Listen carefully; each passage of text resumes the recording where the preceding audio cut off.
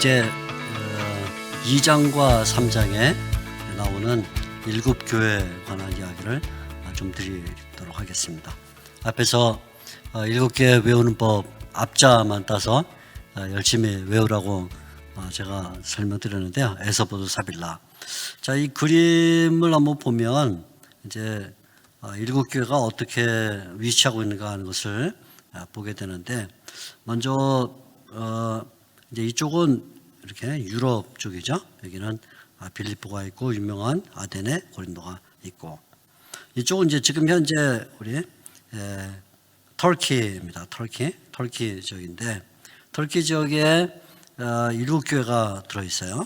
7교회를 가만 보면, 이게 좀 크게 해볼까요? 이렇게 크게 보면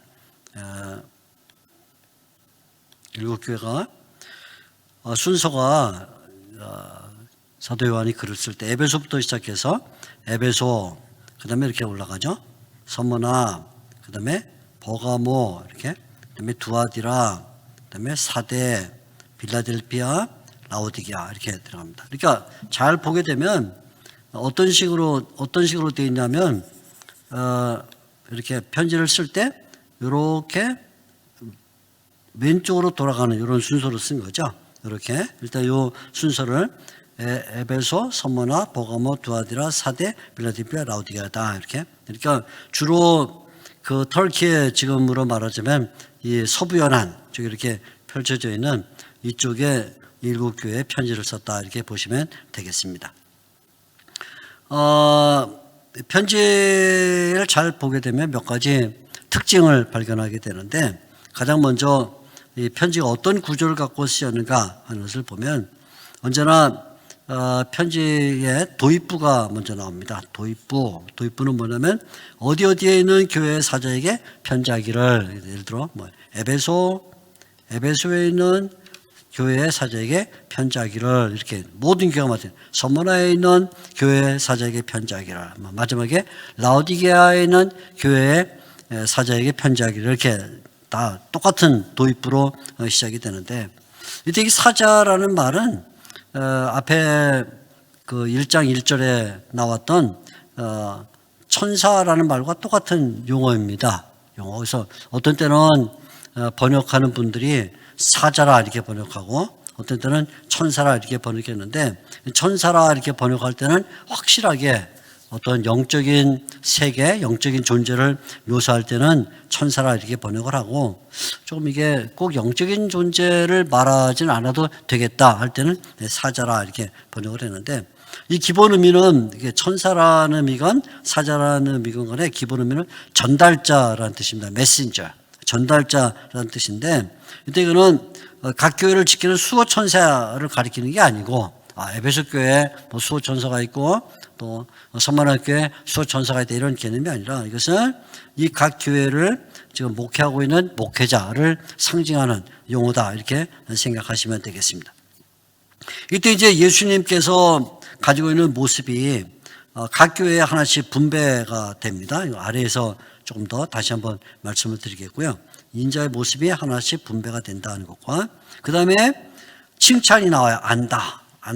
각 교회마다 다 예수님께서 안다. 내가 너의 사정을 안다, 이렇게 말하는데, 이 말은 예수님은 교회를 정확하게 인지하고 있다 하는 것이죠. 예수님이 난 교회 몰라, 나는 교회 상관없어, 이게 아니라 예수님의 교회이기 때문에 예수님은 교회의 사정을 정확하게 알고 있고, 바꿔 말하면 교회는 예수님의 인지에서 벗어날 수가 없다. 우리 교회는 이건 좀 숨겨놔서 예수님이 모르시면 좋겠어, 이건 좀 부끄러운 부분이야, 이건 뭐 좀 창피한 부분인데 예수님이 아시지 않으면 좋겠어 해서 감출 수가 없다. 다 예수님은 교회를 인지하시고 교회는 교회님의 인지에서 벗어나지 못한다, 이렇게 말하죠. 그 다음에는 이제 책망이 나오는데, 책망, 서머나 교회와 빌라델피아 교회를 제외하고는 5교회가 책망을 받아요. 5교회가 책망을 받아서, 이 책망은 이제 아래 내용을 한번 보시면 되겠는데, 여기서 우리가 이제 한 가지 생각해야 될 거는, 지상에 있는 교회가 완벽한 교회가 없죠. 뭐 아무리 완벽하다고 해도 문제를 갖고 있기 때문에 모든 교회가 문제가 많은데, 여기도 7교회 가운데 5교회는 책망을 받고 두 교회는 칭찬을 받았다를 볼 때 조금 약간 마음속에 아쉬움이 남죠. 이게 바뀌어서 5교회는 칭찬을 받고 두 교회는 책망을 받았다 그러면 좀 소망이 있는데 이게 책망받은 교회가 칭찬받은 교회보다 더 많으니까 이거 우리 교회도 더 많은 쪽에 들어가는 거 아닌가 이런 생각을 하게 되는데 그래서 소망은 있어요. 그래도 두 교회는 칭찬을 받았다. 책망을 안 받았다는 것은 어느 교회든지 간에 또 이 두 교회에 들어갈 수 있다 하는 이런 가능성을 우리가 놓치지 않는 것이죠. 자, 이 책망에 대해서는 아래 좀 더 말씀을 드리도록 하겠습니다. 마지막으로 이제 성령의 말씀이 나오는데 성령의 말씀. 귀 있는 자는 성령이 교회들에게 하시는 말씀을 들어라. 이때 교회들에게 하시는 말씀할 때 하시는 말은 현재형입니다. 현재형. 그래서 성령님은 교회를 향해서 계속 말씀하시는 거예요. 지금도 계속 말씀하세요. 계속 말씀하시는데 교회는 바로 이 성령의 말씀을 항상 들어야 살아있는 교회다. 내가 잠시라도 성령의 말씀에서 내가 떨어져 나가면 그때는 교회는 죽은 교회가 되고 만다. 그러니까 늘 성령님에게 민감한 교회가 된다. 우리 사도행전 13장 같은 경우에 보면 안디옥 교회 경우에 굉장히 성령의 음성에 민감한 교회였죠. 그래서 바나바와 사울을 따로 떼어서 선교사로 보내라 그럴 때 그 음성에 승낙을 하죠. 그 다음에 이제 약속이 나와요. 각 교회에게 주는 약속이 나오는데, 이 약속을 잘 보게 되면, 그 상황에 따라, 각 교회 상황에 따라 약속이 주어지는 것 같은 그런 모양을 가지고 있습니다. 이제 5교회는 이 상황에 따라 약속이 주어진 것처럼 보이고, 다만 두 교회, 두아디라 교회와 라우디아 교회는 이 관계가 좀 분명하지 않지만 아마 대체적으로 교회가 그 처해 있는 상황에 맞게 예수님께서 약속을 주는 것처럼 보입니다. 예를 들면 이런 말이죠. 에베소 교회에 보면 예수님께서 뭐라고 약속을 주셨냐면 하나님의 낙원에 있는 낙원은 이제 천상세계죠. 천상세계는 파라다이스 생명나무의 열매를 먹게 하리라 이렇게 말하는데 이때 이 왜 낙원을 이렇게 얘기하시냐 그러면 서머나 교회가 지금 그 자리의 어떤 위험을 받고 있어요. 자리에. 뭐예요? 처음 사랑을 잃어버린 교회였기 때문에 우리 주님께서 촛대를 그 자리에서 옮기겠다 이렇게 말하는데 이 지상에 있는 에베소 교회의 그 위치가 굉장히 불안한 거죠. 왜? 처음 사랑을 잃어버려서 잘못하면 그 자리에서 촛대가 빼앗길 수 있는 그럴 때에 약속을 뭘 줬냐면 하늘에 절대로 빼앗기지 않는 낙원 그걸 내가 너희에게 약속하겠다 이렇게 말해서 땅에서 처음 사랑을 잘 지켜라 그러면 결국은 하늘에서 낙원에 그 움직이지 않는 공간을 얻게 될 것이다 이런 약속이 되는 거죠. 서문학교회의 경우를 보게 되면 서문학교회는 둘째 사망의 해를 받지 않겠다 이렇게 말하는데 사망, 죽음이죠. 근데 이때 이 서문학교회는 이 마귀가 막 등장하면서 교회를 막 혼돈에 빠뜨리고 있을 때 예수님께서 뭐라고 말하면 죽도록 충성하라, 죽도록 충성하라. 그럼 예수님 충성하다가 죽으면 그러면 무슨 소용이 있어요? 이런 생각이 들잖아요. 충성을 했는데 결국 마지막에 죽음이다. 죽도록 충성하라. 그러면 예수님 제가 충성하다가 죽으면 그러면 뭐 아무 의미가 없잖아요. 그래서 예수님이 주시는 그 약속이 뭐냐면 둘째 사망해를 받지 않으리라 이렇게 말씀하시는 거죠. 버가모 교회의 경우에는 뭐라고 약속하시냐면 만나를 주고 만나 그다음에 흰돌을 주겠다 이렇게 말하는데 이 버가모 교회의 문제는 뭐냐면 지금 우상 제물을 먹는 문제에 걸려 있었어요. 그러니까 우상 제물 먹는 문제를 해결하고 회개하면 뭘 주냐? 만나를 주겠다 그런 말이죠. 그리고는 이 교회는 지금 걸림돌에 서 있는데 이 걸림돌은 사람을 넘어뜨리게 하는 장치인데 결국 너에게는 흰돌을 주겠다 이렇게 말씀을 해주고 있는 것이죠. 자, 사대교회 경우에는 흰옷을 주겠다 이렇게 말합니다. 흰옷을 주겠다. 그 다음에 생명책에서 이름을 씌우지 않겠다 이렇게 말하는데 왜 그러냐면 이 사대교회의 성도들 가운데 옷을 더럽히지 않은 자가 있는 거예요. 옷을. 그래서 그들에게는 약속이 뭐냐면 흰옷을 주겠다 그러고 살았다 하지만 죽은 자 같은 모습 이렇게 그런 자들에게 대해서 너희가 회개하고 돌아오라 그래야 생명책에 이름이 지어지지 않는다 이렇게 약속을 해주고 있는 것이죠. 빌라델피아 경우에는 이름을 주겠다는 거예요. 하나님의 이름을 주고, 하나님의 이름. 그 다음에 새 예루살렘의 이름을 주고, 더 나아가서는 예수님의 새 이름을 주겠다 이렇게 말하는데, 왜냐하면 이 교회가 예수님의 이름을 배반하지 않았기 때문에. 그래서 결국 이 교회가 이 상황, 역사적 상황에서 예수님의 이름을 배반하지 않는 교회이기 때문에 예수님께서 빌라델피아 교회에 하나님의 이름, 예루살렘의 이름, 그 다음에 예수님의 이름을 주겠다 이렇게 말하죠. 그러니까 요한계시록에 나오는 약속은 대체적으로 뭐하냐면 그 교회가 처해 있는 상황과 관련이 있다. 이걸 놓치면 안 돼요. 그냥 예수님이 그냥 아무 약속이나 막 남발해갖고 부도수표 주는 게 아니라, 우리가 이 현실 세계에서 믿음을 잘 지키고 또 환난과 핍박, 이단 등등 문제가 있을 때 그런 대처를 잘해서 이겨나가면 그에 상응하는 약속을 주겠다 이렇게 말하니까, 이 약속과 현실의 어떤 상호관계를 잘 알고 있는 것이 좋죠. 자, 이렇게 이제 약속을 주시겠다 말씀을 하십니다. 그러면 이제 우리가 이 일곱 교회 내용을 조금 들여다보면 일곱 교회의 편지가 어떤 내용을 갖고 있는가 좀 한번 생각을 해보죠.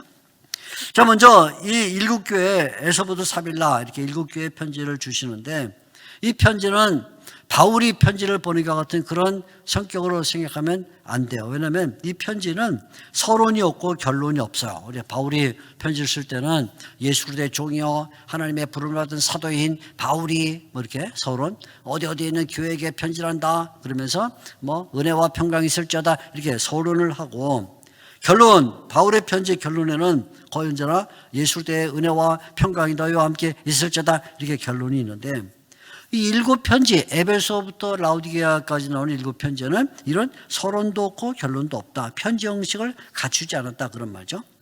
그런데 중요한 게 있어요. 중요한 건 뭐냐면 이렇게 편지 형식을 갖추지 않았는데 다만 한 가지 중요한 형식이 하나 있다. 그건 뭐냐면 이 일곱 교회에 보내는 편지를 가만 보면 각 교회에 인자, 예수님의 모습이 하나 또는 두 개씩 분배되는 내용을 갖고 있다. 분배. 자, 이게 이제 굉장히 중요한 것입니다.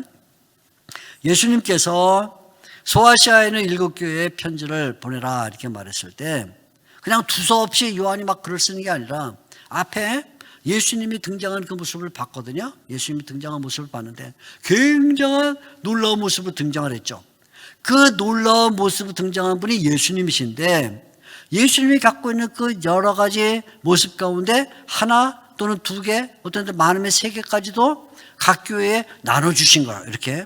자, 그래서 보면 먼저 에베소 교회 어떻게 되냐면 에베소 교회는 이렇게 나와요. 오른손에 일곱 뼈를 가지신 분, 일곱 금초대 사이를 다니시는 분이 편지를 보낸다. 이거는 1장 13절과 16절에 예수님의 모습을 설명할 때 나왔던 것인데, 이게 2장 1절에 에베소 교회의 분배가 돼요. 그러니까 에베소 교회는 예수님을 바라볼 때 오른손에 일곱 뼈를 가지시고 일곱 금초대를 다니시는 그분으로 등장을 해서 결국 예수님이 교회의 권세를 가지고 있고 예수님이 교회 사이를 다녀서 교회 안에 내주하시는 분이다를 보여주고 있는 것이죠. 서문화 교회는 처음이요 나중, 죽었다가 다시 사신 분이다. 이건 1장 17절에 인자의 모습을 설명했는데 2장 8절 서문화 교회를 시작하면서 처음이요 나중이시고 죽었다가 다시 사신 분. 그래서 결국은 이 교회가 살아있으나 죽었다는 이름을 갖고 있는 이런 것에서 벗어나야 된다. 이런 촉구를 해주고 있는 것이죠. 버가목 교회는 1장 16절에 나오는 좌우의 날선검을 가지신 분. 그래서 3장 12절 버가목 교회를 시작하면서 이렇게 말하는데 그 무슨 뜻이냐면 결국은 이 교회가 언제나 싸워야 된다. 싸워야. 버가모라는 곳은 이 사탄의 위, 특별히 사탄의 그 보좌가 있던 곳인데 거기 이제 제우스 신전이 버가모에 있었어요. 버가모에 큰 제우스 신전이 있었는데 지금은 그 제우스 신전을 다 독일 사람들이 옮기다가 베를린에 버가모 그 박물관에 갖다 놨지만 그게 사탄의 권좌가 있던 곳이거든요. 그러니까 그거 싸우려면 뭐가 필요하냐면 검이 필요하죠. 검. 그래서 예수님이 버가모 교회는 검을 가지신 분으로 나타났다. 두아디라에는 눈이 불꽃 같고 발이 주석 같은 분이 나타났다. 사도교회는 하나님의 일곱 영과 일곱 표를 가지신 분으로, 빌라델피아 교회는 다윗의 열쇠를 가진 분으로 열린 문을 주신다 이렇게 말하죠.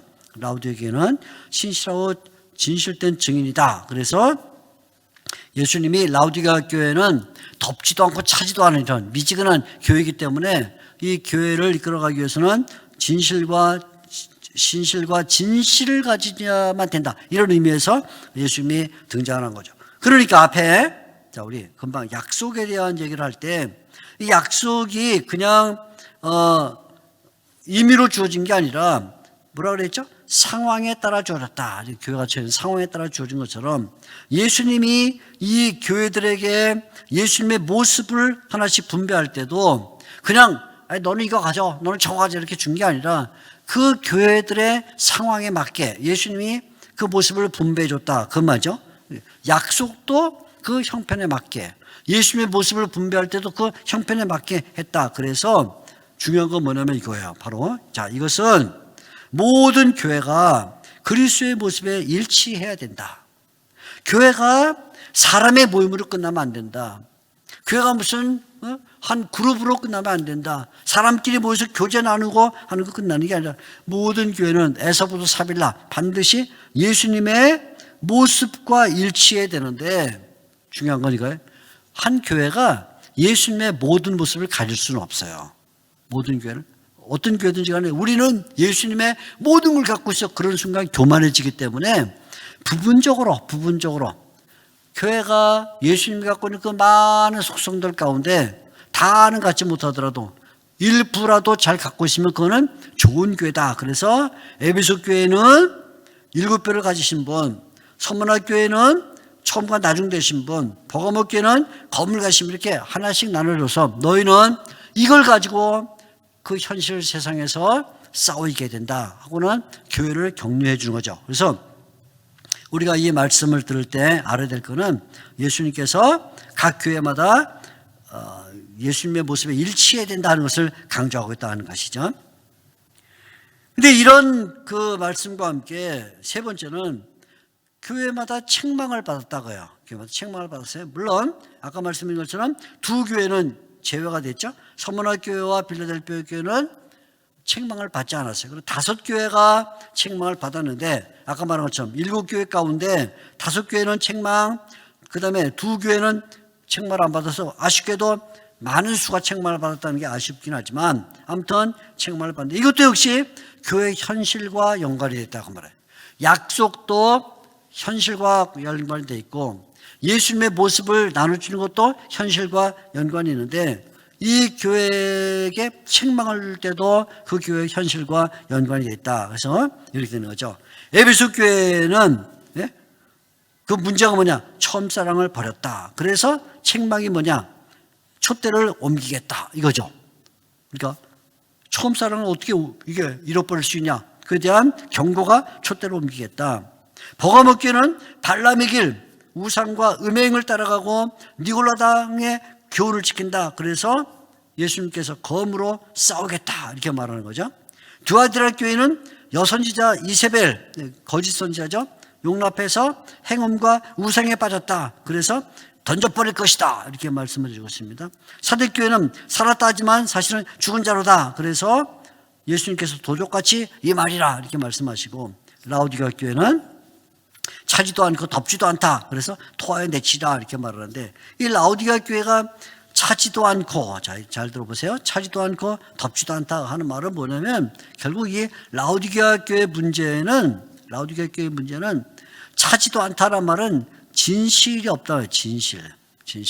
또 덮지도 않다는 말은 사랑이 없다. 두 가지 문제예요. 그래서 결국 이 라우디게 교회에 예수님께서 등장하실 때 아까 말했죠. 어떻게 등장했냐면 라우디게 교회는 진실된 증인으로 등장하셨다 이렇게 말하는데 진실된 증인이라고 말할 때 이 신실하다는 말하고 진실하다는 말이 중요한데 신실하다는 말은 이거는 충성을 가리켜 충성 우리 에베소 교회에 죽도록 충성하라 이렇게 말할 때 충성을 가리키고 진실한 말은 이건 진리를 가리키는 말입니다. 그래서 충성이란 말은 이건 뜨거움을 의미하고 진리란 말은 차가움을 의미하는데 지금 예수님께서 이 교회의 문제가 뭐냐면 뜨겁지도 않고 차갑지도 않다. 뜨겁지도 않고 차갑지도 않다. 그래서 예수님이 뜨거워야 되고 차가워야 된다. 충성과 진실로 나타나신 것이죠. 이렇게. 그래서 언제나 이 교회의 그 현실 문제가 결국은 예수님의 약속으로, 예수님의 등장으로, 어떤 때는 생명과 경고로 나타나고 있는데, 이때 예수님께서 이 5교회에 공통적으로 요구하는 건 뭐냐면 결국 회개예요. 회개. 그래서 계속해서 회개하라. 회개하라. 그래서 에베소 교회, 버가모 교회, 두아드라 교회, 사대 교회, 라우디게아 교회 5교회에 회개를 말해. 공통적으로 회개하라. 그러니까 예수님은 이 경고를 통해서 그냥 너 교회 버릴 거야.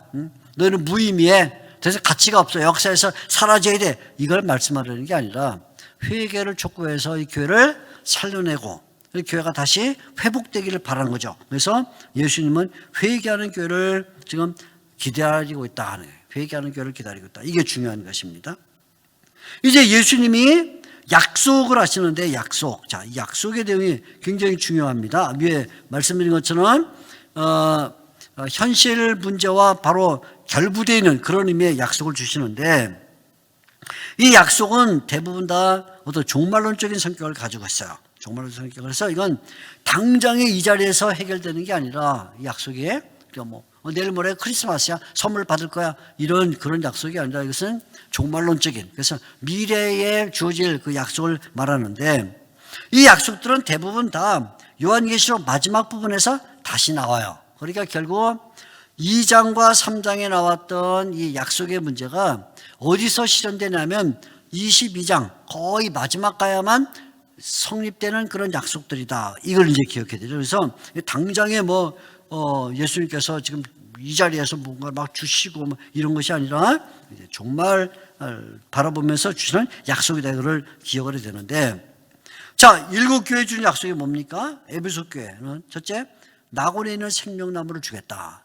종말론적으로 준다는 말이죠. 그래서 결국은 낙원 잔치에 참여하겠다. 생명나무를 줘 먹는단 말이 낙원 잔치를 얘기하는데, 낙원 잔치. 낙원 잔치는 나중에 신랑 되시는 예수님과 신부되는 새 예루살렘에 결합할 때 나타나는 것이죠. 생명나무를 주어 먹게 하겠다. 서문학 교회는 둘째 사망의 해를 받지 않겠다. 그래서 지금 죽도록 충성해라. 내가 충성하다가 죽을 걸 각오해라. 왜냐하면 너에게는 사망의 해가 없다. 이렇게 약속을 해주는 것이죠.